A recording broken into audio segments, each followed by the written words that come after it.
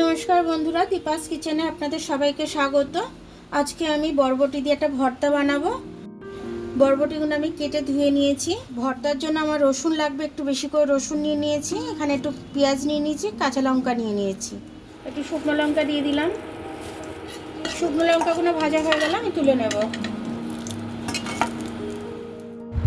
এই তেলের মধ্যে বরবটিটা দিয়ে দেবো, তার সাথে পেঁয়াজ রসুন লঙ্কাটাও দিয়ে দেবো। আমি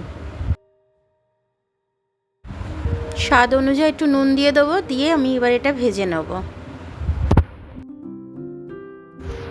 একটু হলুদ দিয়ে দিচ্ছি।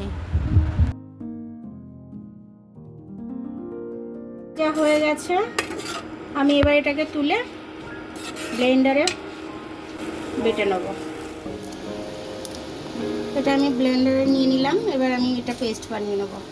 আমি একটু কালো জিরে ভেজে নিচ্ছি। কালো জিরে না দিলে তো স্বাদই আসে না, তার জন্য একটু কালো জিরে ভেজে নিলাম।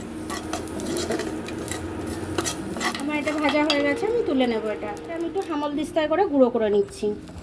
আধ গুঁড়ো করবো তো ওই কারণে। এইভাবে আমি গুঁড়ো করে নিয়েছি। এবার আমি এটাকে আরেকবার তেলে ভেজে নেব। আমি ভর্তাটা তুলে আরেকবার তেলে নেড়ে নেব।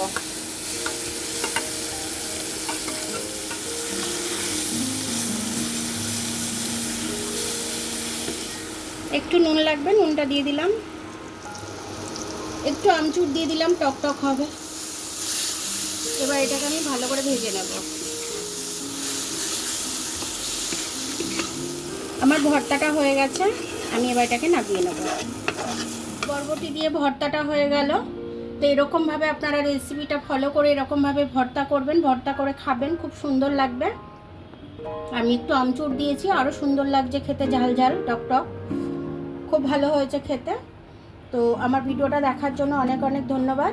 আমার ভিডিওটা যদি আপনাদের পছন্দ হয় তাহলে লাইক, সাবস্ক্রাইব, বেল আইকনটা একটু টিপে দেবেন। আর যদি ফেসবুক থেকে দেখেন তাহলে লাইক আর ফলোটা একটু করে দেবেন। আবার কাল দেখা হবে নতুন রেসিপির সাথে। ততক্ষণ আপনারা ভালো থাকবেন, আমি আসছি।